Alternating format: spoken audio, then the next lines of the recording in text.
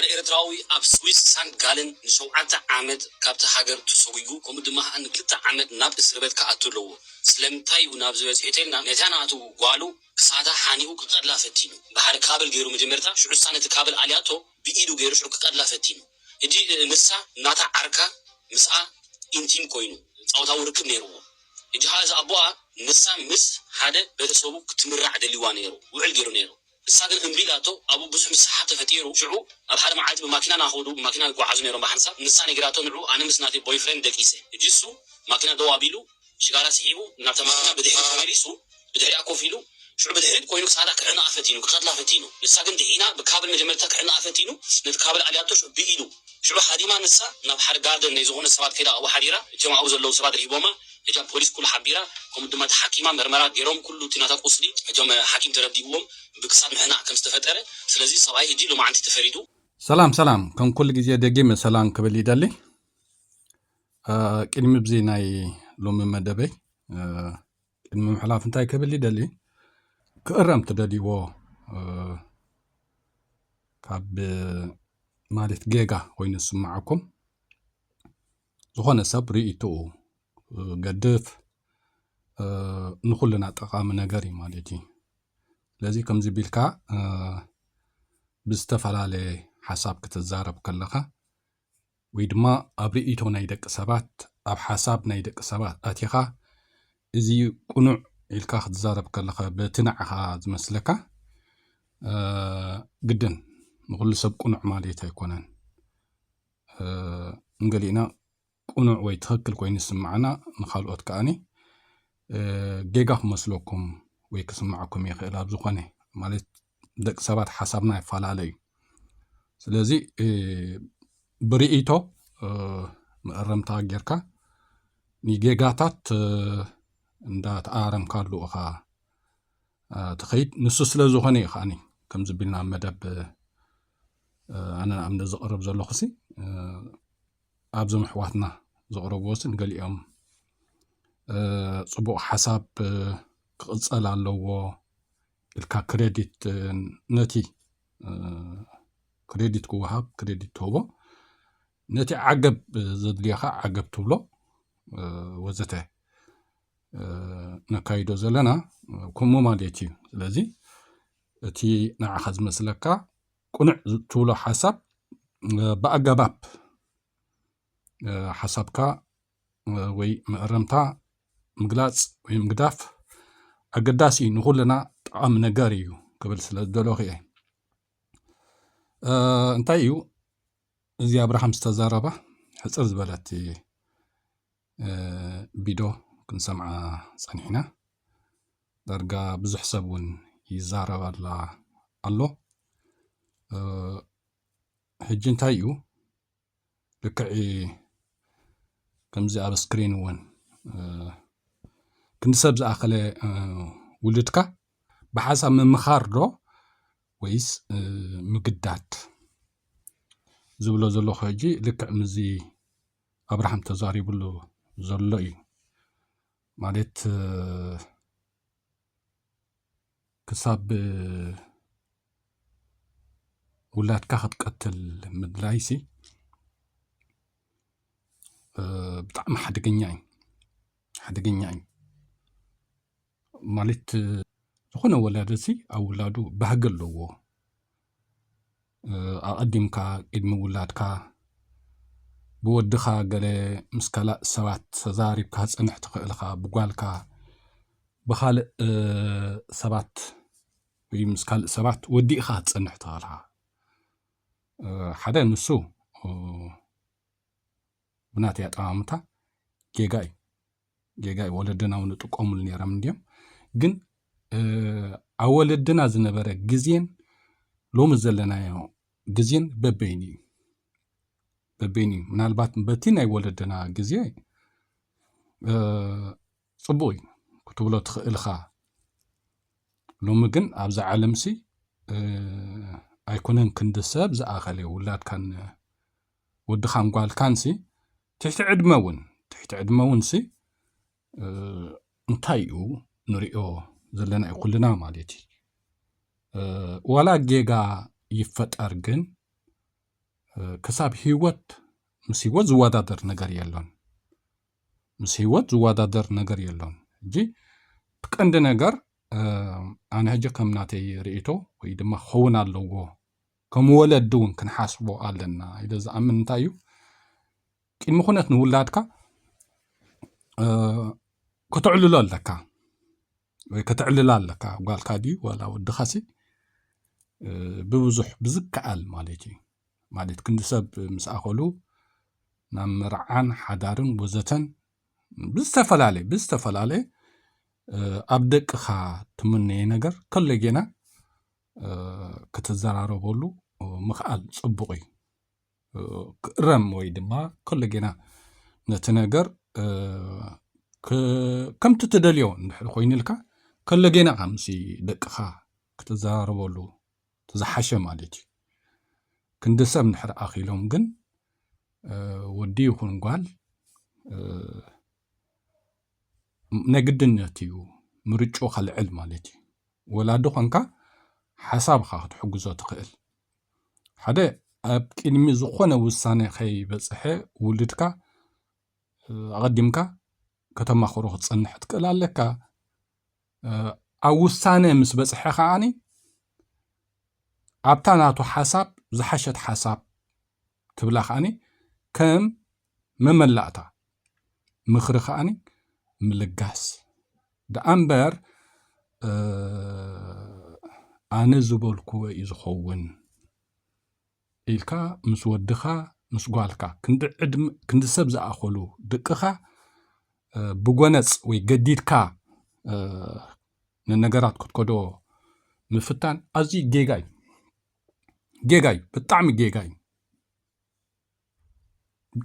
እዩ እዚ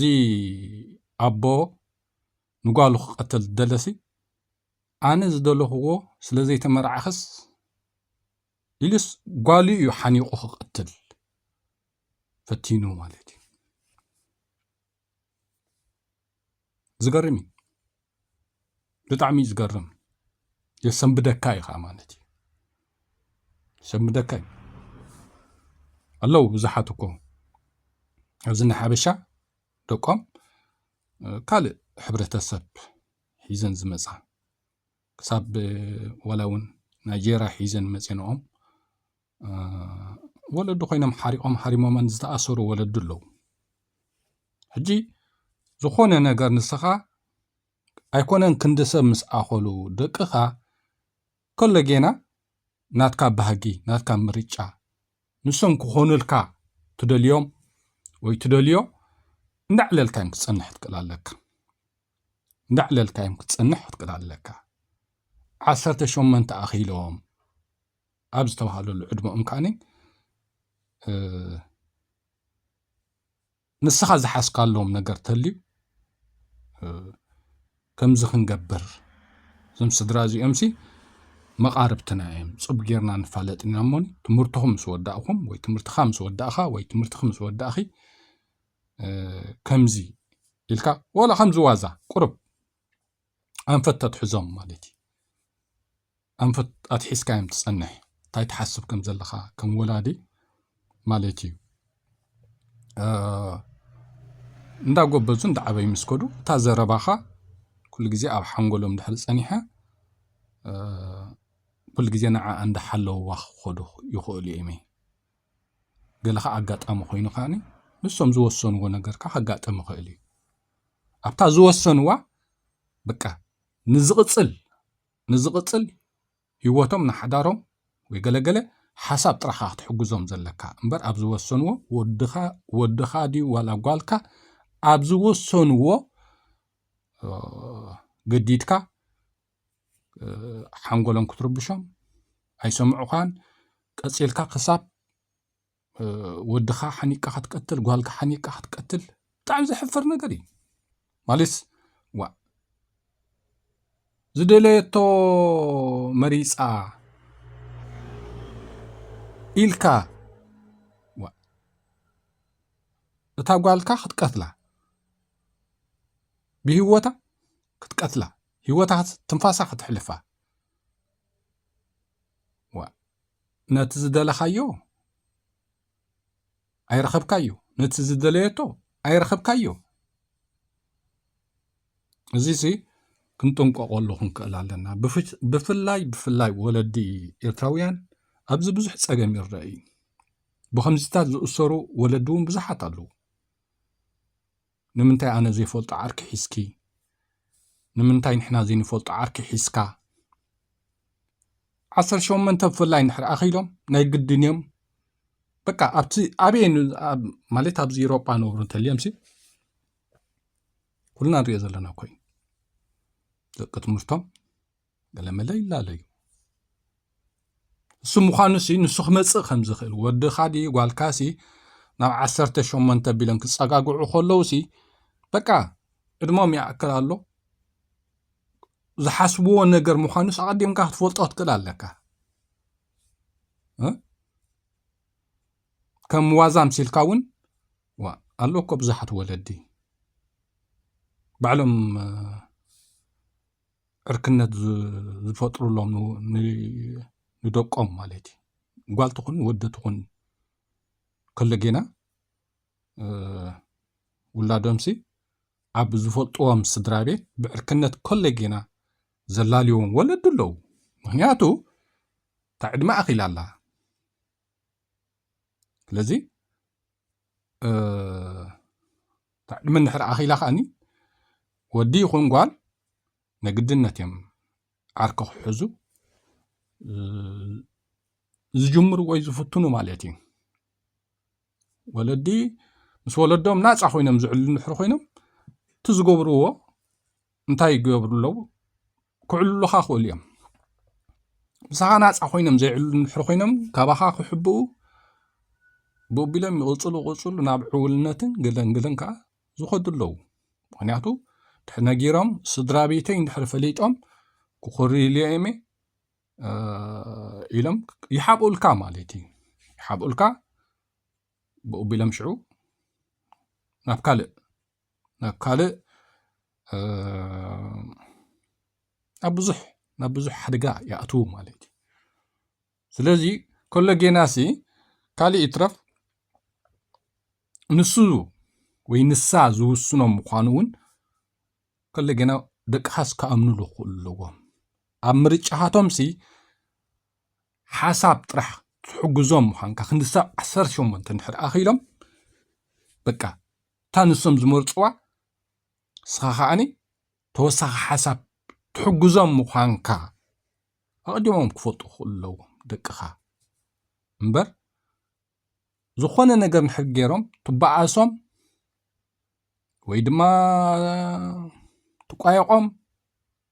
ወይ ክሳብ ምህራም ትበፅሖም ድሕር ኮንካ ግን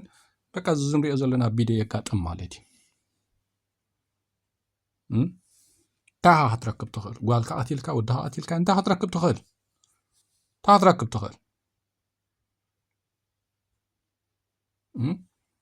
ስለዚ እዚ ነገር እዚ ዝሓለፈ ሓሊፉ ኣሎ ብሕጂ እውንሲ ክንጥንቀቕ ክንክእል ኣለና ብፍላይ ኣብ ኤርትራውያን ከምዚ ብዙሕ ሽግር እዩ ዘጋጥም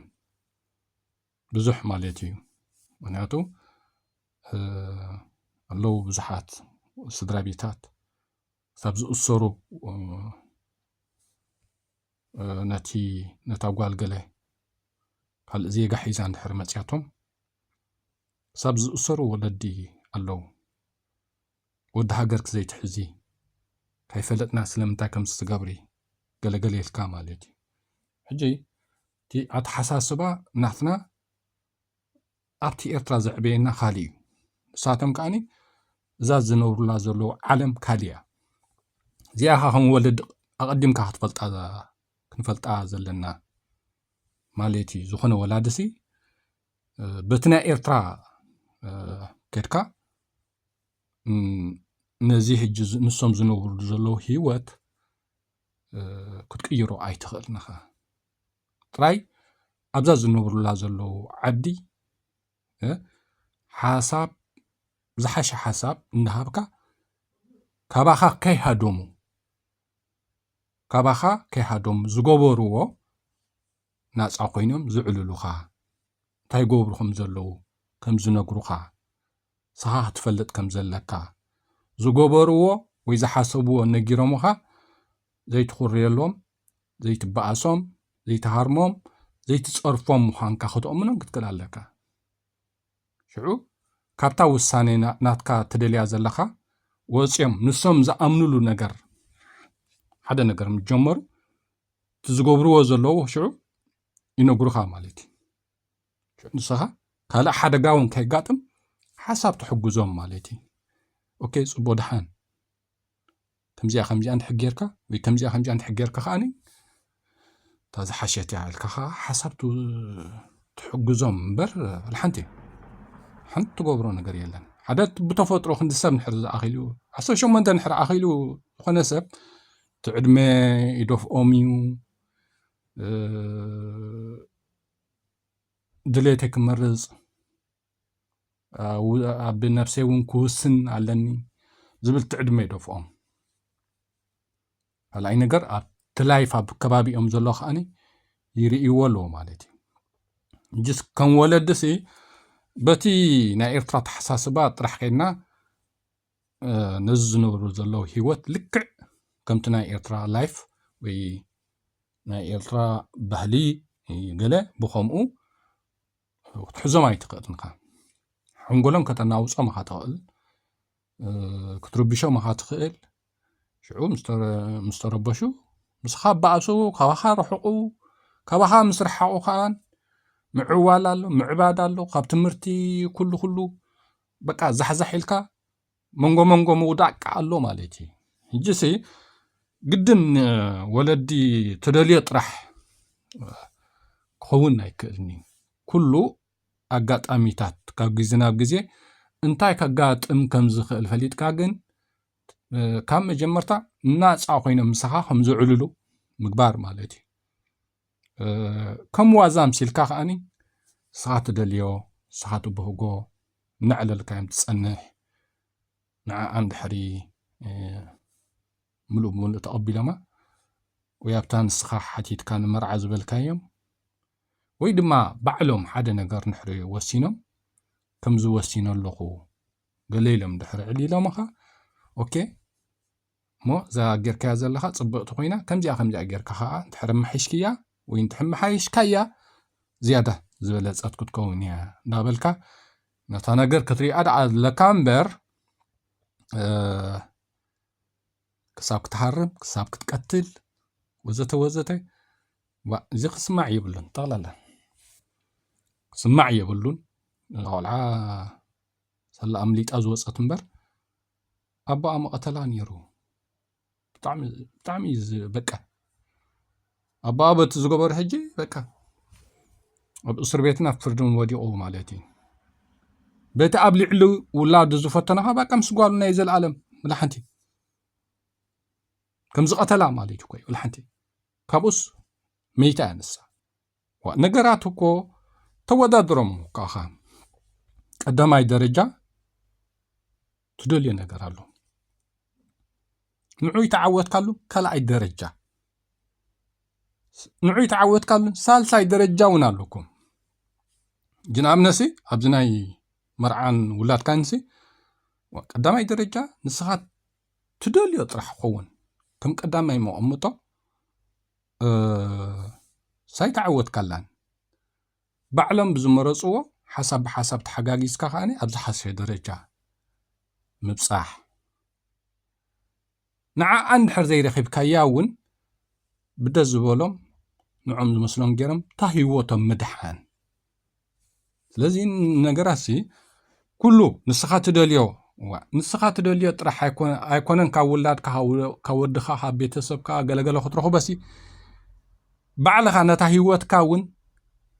ካብ መዓልታት ናብ መዓልታት ካብ ሰዓታት ናብ ሰዓታት ከምቲ ንስኻ ትደልዮ ክትከውን ኣይትኽእልን እያ ክትኮነልካ ኣይትኽእልን እያ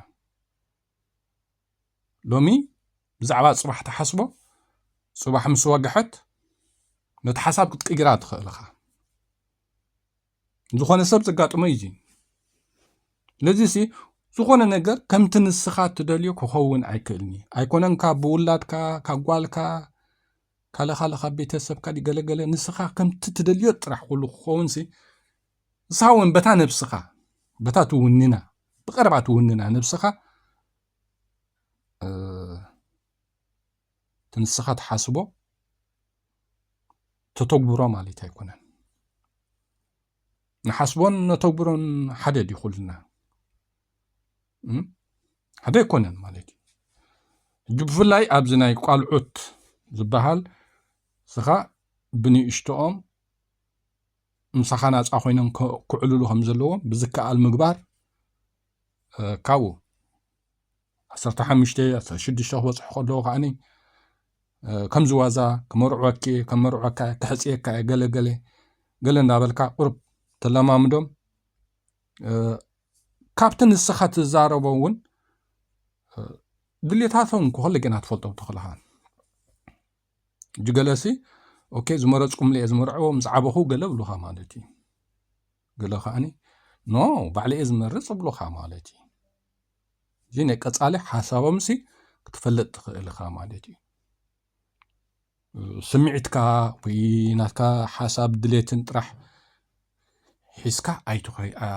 نزخون ነገር ከተعوت يتخلها مولع لزخونه مس هيوت زوادادر ነገር የለን استفطر يفطر مس هيوت زوادادر ነገር የለን مس هيوت مستنفاس زوادادر ነገር የለን በጃኹም مس مقتال زبሃል ዝخونه ነገር زوادادر ነገር የለን هيوت አይትድገምንያ ተንፋስ አይትድገምንያ አይኮነን دقخا سبيتخا أحواتك خطكتسي مانم تبعيس النحرقني الكال سبت قتلون إتا مقتال تبحال كل جنا تنقل الله تحسب عليك مستنفاس مسيوس زوادات النقر يلا تعميم هاب كم زهن تنقل علينا سلازي أبزي ناي ولدن بخمس خن ريهم كلال لنا بفلاي إرتراويان بتي ناي إرترا أجابات بخمو خون الناي كلني أبزي أوروبا مهنياتو ساتم استفل على حبرة سبيم زعل تلو قلها بچاينا زمسو قلها قل زمسو كافريكا زمسو كاب استفل على حجرن بهلن يوم أبزي بيتمرتن غلغلن اب سراحن اب كعشو دي اب زخونه ነገር تيغوتنا تومسي نوعي ام دا زريو زفلطن زلو امبر لتناي إرترا ባህልን ገለና ይኮነን ማለትና ኤርትራ ነገርሲ ባህልና همزي ገለገለልካ ኣብ ገዛ ተዕልሎም ገለገለን ተዘይ ኮይኑ እምበር ማዓልታዊ ኣብ ህይወቶም ዝነብሩ ኣይኮነን ጂ ማዓልታዊ ኣብ ህይወቶም ዝርእዎ ዝሰምዕዎ ናይታ ዝነብሩላ ዘለዉ ዓድያ ታ ዝነብሩላ ዘለዉ ዓድኻ ዛ ዓለም እዚኣ ዛንሪኣ ዘለና ኣብ ጥንቆቶም ወድን ጓልን ፍቅሪ ዝጅምሩ ማለት እዩ እጅሲ ነቲ ትነብረሉ ቦታ ነዚ ሕጂ ዘሎ ግዜ ንኩሉሲ ክንርዳእ ክንክእል ኣለና ሶም ጥራሕ ክርድኡ ኣይክእሉን እዩም صحاحة نتي جزية نتي بوتا ريخا خاني أبجل خردو خالوهم أبجل خاطردوهم قلت كلا لك تحجاجيسكا بقلص تزاريب كا بقى نحري زمرز كون تلام خا بقى ولد خا هيوت قال كادي هيوت ود خادي خايتسن بقى مدحان لازبلكا يقبل أخات وزلكا مستنفاس ولادكا زوادادر ነገር የለን ወጂ زحلفه حليف له ካብ ከምዝስ ንጠንቀቅ በቃ ንጠንቀቅ ጓልካ ካብ ኤርትራዊ ክትምርዖ ትደሊ ወድኻ ኤርትራዊት ክምርዖ ትደልዮ كلنا هاختعلو ዘለካ كلنا أفقر نقلن كاي بصحة كله كتعلل لك كتلالي لك وزت مالتي برسوق الكاي صنيحك سوق الكاي صنيحك نجراويت حيز لي مسئيل كاشعو مسودخا وي مسغالكا اب اسر بيتنا مقتالن تبصح نحروحنكا ناتكا يصقم ناي ولدي يصقم زخون زلها مجمرتا لذي ولدناسي قربت برحسو قلع بنقسو بلو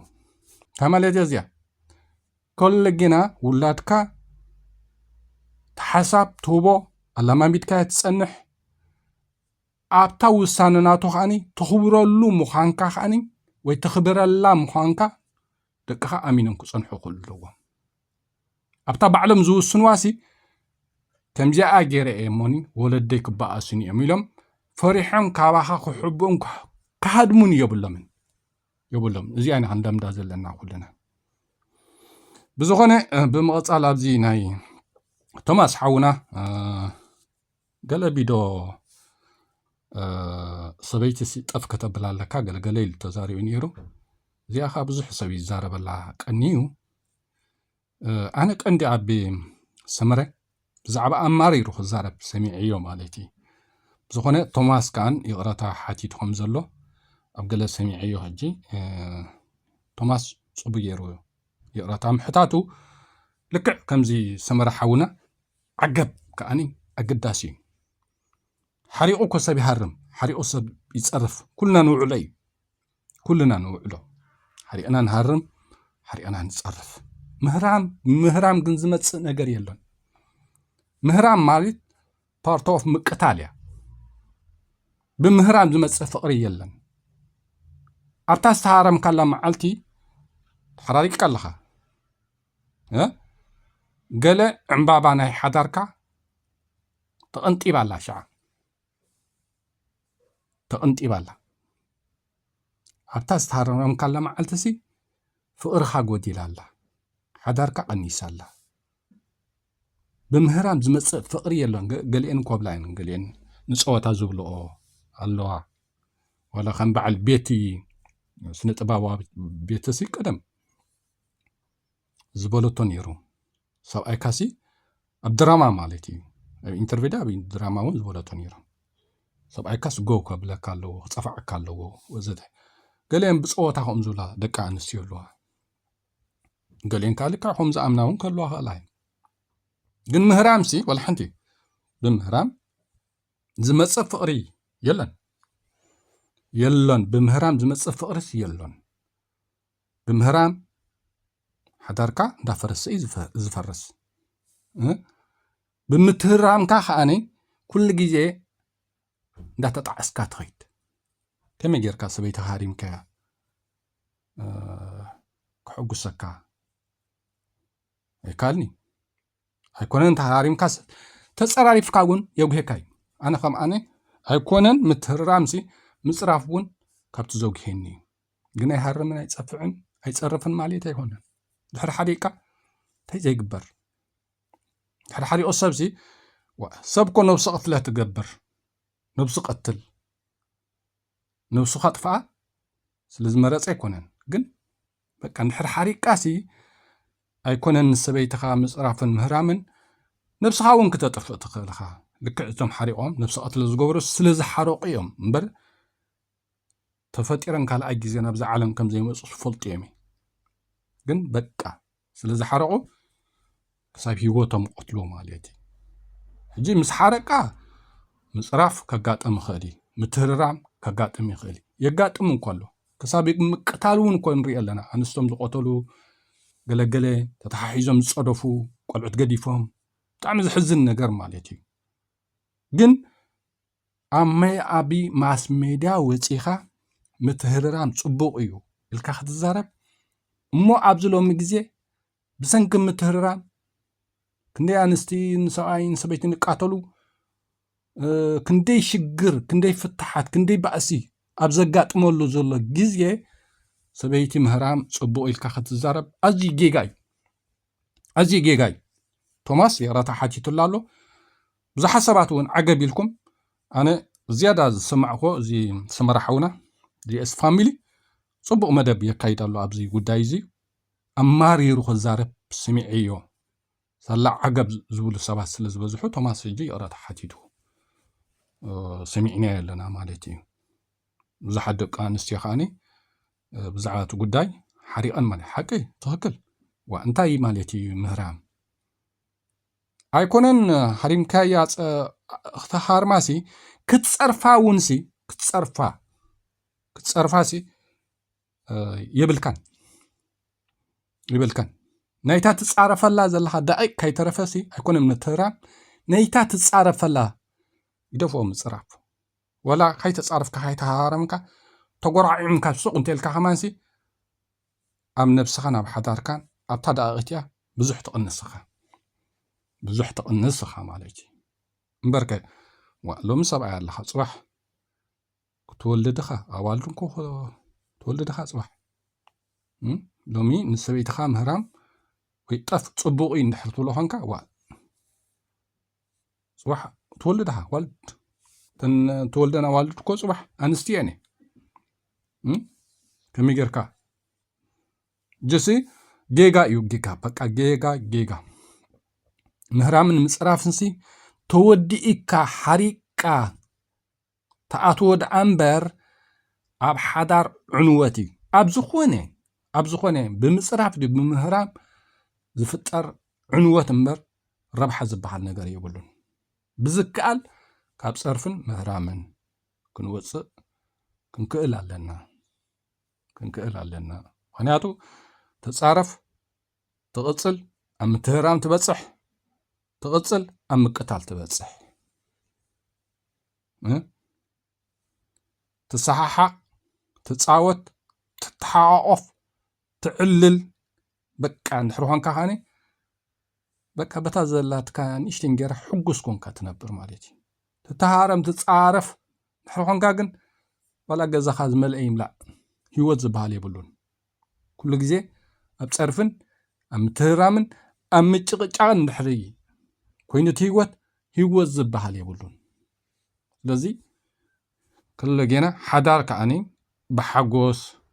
بفشختا بتجاهيدكا ولا جيجات هتجاتم كلاسي بمتحببا زي كونه تجاهيدكا ولا طفات هالوكا وتبعته ولا طفات هالوكا قالنسيت ولا قدلت هالوكا قلطيفكا يقراتا تحتت وتبعته يتها قالنسيتي قرات حتيتكا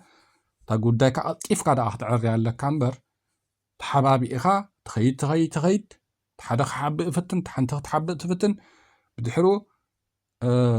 نستات ناتر مصراف يمص دحر مصراف متهرام مص دحر متهرام مقتال مص እንጂ አይኮነን متهرامسي ولا مصراف ونسي كل يبلن بزكال نحتخايد مالتي لك عبوتا ولدناسي كم ባህሊ እንታይ ይብሉ ሰበይቲ ብሳልስቲ ብዕራያ ምኣቢ መልሲ ይበሃል ከም ብሂል እምበር ጌጋ እዚውን ከም እንታይ ሞ ማለት ምህራም ስታይ ማለት እዩ ጽራፍ ታይ ማለት እዩ ሳረቃ ሁሉ ነገር ተኣትወኻ ብዝካል ግን ኩሉ ከም ዘይጠቅም ጥራሕና ንፈልጥ ዘለና ኩሉና ንጸረፊና ኩሉና ንሃርሚና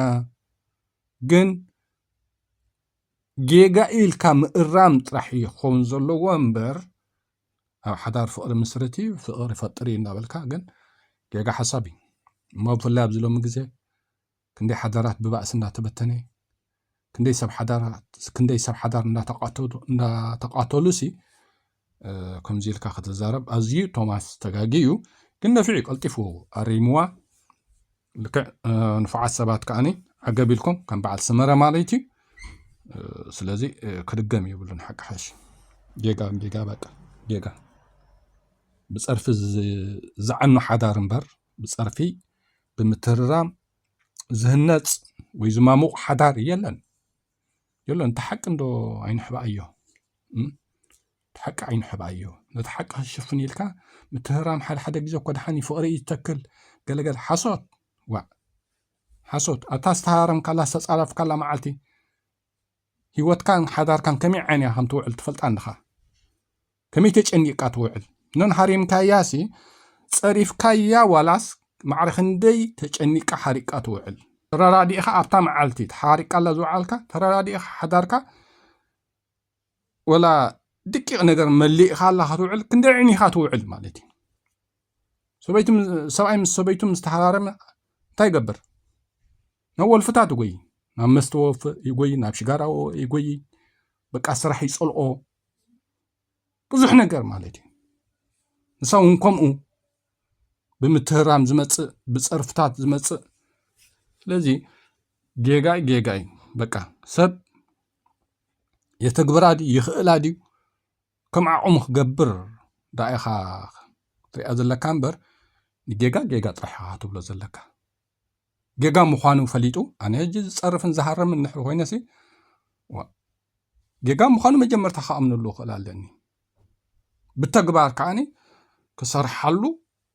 በቃ ኣምላኽ ሓግዘኒ እናበልካ ኢኻ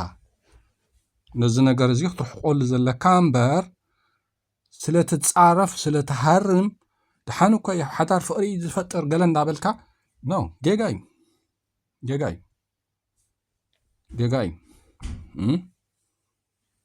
ለዚ እዚ ቶማስ ሓውና ኣሪሞ ፅቡቅ ኣብዚ ጉዳይ እዚ ብጣዕሚ ኣነ ኣብዚ ቁሩብ ግዜ ዝተሓጎስኩሉ ሰመረ ዚኤስ ፋሚሊ ፀቂጡ ዝሰርሕ ኣሎ ብጣዕሚ ፅቡቅ ነገር ማለት እዩ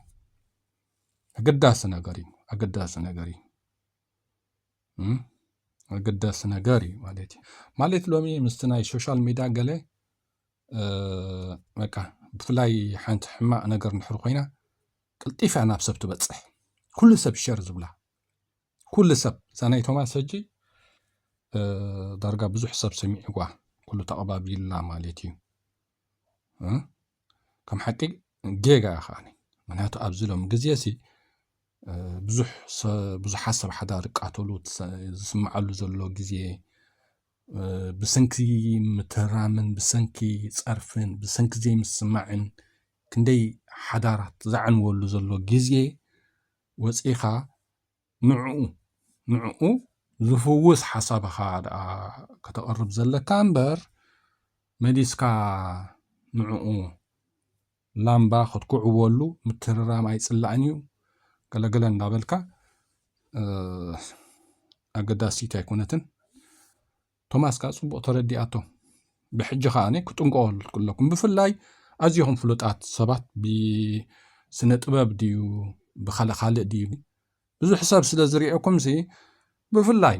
ብፍላይ ኣብቲ ከበድቲ ነገራሲ ስኢልካ ወጅሃላ ይኮንካ ክትዛረብ የብልካን በዓል ቶማስ ሕጂስ ከምዚ ድራማ ዝሰርሑ ዘለዎ ኮይኑ እዩ ኖርማል ነቲ ሓሳብ ኖርማል እዩ ተዛሪብዎ ግን ኖርማል ክትሪኦ የብልካን ብዛዕባ ሓዳር ክትዛረብ ከለካ ሲ መሰረታዊ ኩሉ ነገር ኮይ ሓዳር ኢልካ ትዛረብ ከለካ ሲ ቆልዑታ ውሎ ላይፍካ ሙሉ እዩ ዘሎ ብቲ ሓዳር ሰብ ኢልካ ክትዛረብ ንሕር ኮንካ ሲ ብሙሉኣ ናይ ወዲ ሰብ ነገር ሲ ኣብቲ ሓዳር እያ ዘላ ቆልዑታ ኣብኣ እዮም ዘለው ላይፍ ናይ ሰብኣይን ሰበይትን ኣብኣ እያ ዘላ ስለዚ ሓዳር ኢልካ ክትዛረብ ከለካ ወይ ሰብኣይን ሰበይትን ኢልካ ክትዛረብ ከለካ ሲ ንብዙሓት ኢኻ ትፀሉ ሓዳር ሰብኣይን ሰበይትን ክትብል ከለካ ሲ በቃ ንኩሉ ንዝሰምዕስ ንኩሉ ኢኻ ትፀልዎ ስለዚ ወጅሃላ ይኮንካ ክትዛረብ የብልካን ምህራም ምፅራፍ ኢልካ ጌጋ እዩ በቃ ጌጋ ምዃን ጥራሕ ኢና እንብሉ ዘለና በቃ ምፅራፉን ጌጋ እዩ ምፅራፍ ኖርማል እንተልካዮ ቀፂልካ ከዓኒ ምትህራሙን ኖርማል እያ ኣትመፅእ ነታ ምትህራም ኖርማል ምስ ረኣኻያ እንድሕር በዲሉ ዳ ምቅታል ኖርማል ኢኻ ትብል በዚ ኖርማሊ እናበልካሲ ናበይ ኢኻ ትኸይ ዘለካ ሓዳር በቃ ተሰማሚዕኻ ሕጉሳት ኮንካ ጥራሓ ክትመርሓ ዘለካ ብከምኣ ክትመርሓ እንተዘይክኢልካ ክትፃረፍ የብልካን ክትታርም የብልካን ክትቃተል የብልካን ብሰላም ክትፈላልሕ ትክእል ኣለካ